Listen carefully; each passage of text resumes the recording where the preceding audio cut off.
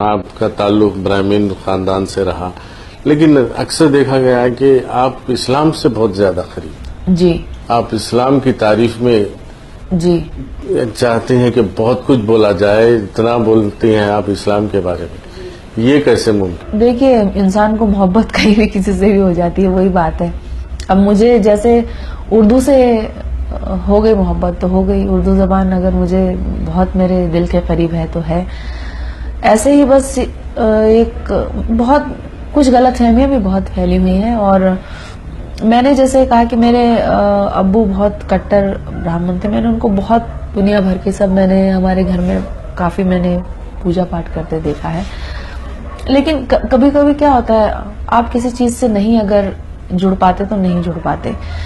और चाहे अब इसे मैं अदब में आने की वजह से या आप लोगों को मैंने जब करीब से देखा, क्योंकि जब मैं मुशायरों में आती थी तो मुझे हमारे घर वाले बोलते थे, अरे मुसलमानों के बीच जा रही है। उस वक्त दंगे वगैरह भी होते थे, तो मुसलमानों के बीच जाते हुए डर नहीं लगता, इतने सारे उनके बीच में अकेले डर नहीं लगता। तो मुझे बड़ी हैरत होती थी कि इतने मतलब तहजीब वाले लोग, इतने मोहब्बत वाले लोग, इतने अदब नवाज लोग कैसे बुरे हो सकते हैं। और मुझे ये भी लगता था कि कहीं ना कहीं इनके कल्चर, इनके मजहब ने इनको वो चीज सिखाई है जिसकी कमी, कहीं ना कुछ कमी तो है। जो बचपन से जो आप लोगों को एक जो सिखाया जाता है, वो कुछ कमी मैंने महसूस की है। मैं मेरे अंदर ही बोलती हूँ कि कुछ वो मैंने महसूस की, तो मैंने उसको पढ़ना शुरू किया, जुड़ना शुरू किया। और मैं जब पढ़ना शुरू किया तो वही बात होती है कि कहीं जाके रूह में एक चीज उतरती है। और मुझे लगा इतना प्यारा, इतना साफ शफाफ, इतना खूबसूरत मजहब है, और इस मजहब के लिए इतनी गलतफहमियां पैदा हुई। तो हम लोग और कुछ नहीं तो कम से कम ऊपर वाले ने अगर ये मौका दिया है कि अगर हम कोई बात समझा सकें तो मैं समझाने की कोशिश करती हूँ। और ऐसा नहीं है कि जो मेरे आसपास, मेरे करीब भी अभी मेरे रिश्ते में भी ऐसा हुआ है कि मेरी एक भाभी मुशायरा सुनने आई, तो वो और मेरी फ्रेंड मुशायरा इशारात किया था यौमे खवातीन के मौके पर। तो उन्होंने तब बोला कि हम पहली बार इतने मुसलमानों के बीच में आए हैं, पहली बार बड़े अजीब से लग रहे थे। तो बाद में आज वो लोग बोलते हैं कि धीरे धीरे हाँ थोड़ी हम लोगों के डर वो दूर होता जा रहा है और वो गलतफहमियां दूर होती जा रही है।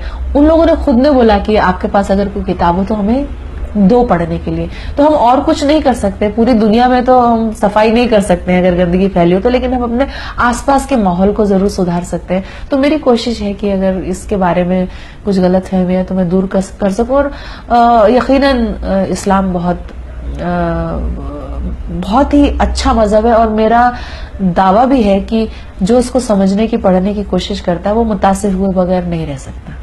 इस्लाम से मुतालिक कुछ शेर हो जाए। इस्लाम से मुतालिक तो मैंने वैसे नज्म भी कही है, लेकिन मैंने जैसे एक हदीस सुन ली थी टीवी पे, तो अपने को जोड़कर कहने की कोशिश की कि मेरा किरदार कैसा है ये मेरा काम कहता है, मेरे आमाल कैसे हैं ये मेरा नाम कहता है, बड़े घर में ही रहने से बड़ा होता नहीं कोई, है जिसका दिल बड़ा वो है बड़ा, इस्लाम कहता है। और दूसरी बात है, मुझे जो भी इस्लामिक जो भी इंसिडेंट्स हुए हैं जो कुरान में भी लिखे हुए हैं कई, या मैं कोई मेरी नजर से, जैसे मैं तालीमुल इस्लाम पाराम, ये कुछ किताबें लाई, मसनून दुआएं मैं लेके आई, जो भी, या इनकलाब अखबार मेरे घर में आता है मैं पढ़ती हूँ, उसमें एक पूरा एक मतलब कुरान के बारे में, एक सूरा के बारे में कुछ ना कुछ जिक्र होता है, क्वेश्चन आंसर्स होते हैं। तो कोई भी बात अगर मेरी नजर से गुजर जाती है तो शायद ही उसका करम है कि वो खुद ब खुद कुछ कथा या शेर की शक्ल में ढल जाता है। मैं अगर और कुछ कहना चाहूँ तो नहीं होता, लेकिन अचानक से मैं खुद बाद में कहती हूँ कि कैसे हो गए। जैसे मेरी नजर से जो किस्से गुजरे उसमें मैंने कहा कि खुदा जिसकी हिफाजत की हया जब ठान लेता है तो फिर मकड़ी के जालों की वो चादर तान देता है, अगर वो जिंदगी लिख दे समंदर राह दे देगा, अगर वो मौत लिख दे है तो मच्छर जान लेता है। खुदा जिसकी हिफाजत की हया जब ठान लेता है तो फिर मकड़ी के जालों की वो चादर तान देता है। अब और आगे बढ़ाते हैं इस सिलसिले को, तो फिर मकड़ी के जालों की वो चादर तान देता है, अगर वो जिंदगी लिख दे समंदर राह दे देगा, अगर वो मौत लिख दे है तो मच्छर जान लेता है, अगर वो मौत लिख दे है तो मच्छर जान लेता है।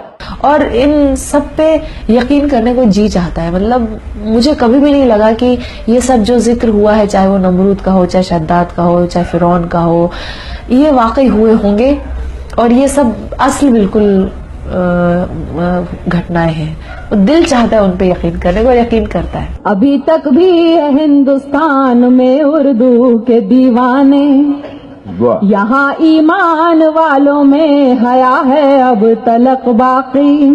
कयामत लाख हो लेकिन तबाही आ नहीं सकती, तबाही लाख हो लेकिन कयामत आ नहीं सकती। जमी पर एक भी मोमिन रहेगा जब तलक बाकी।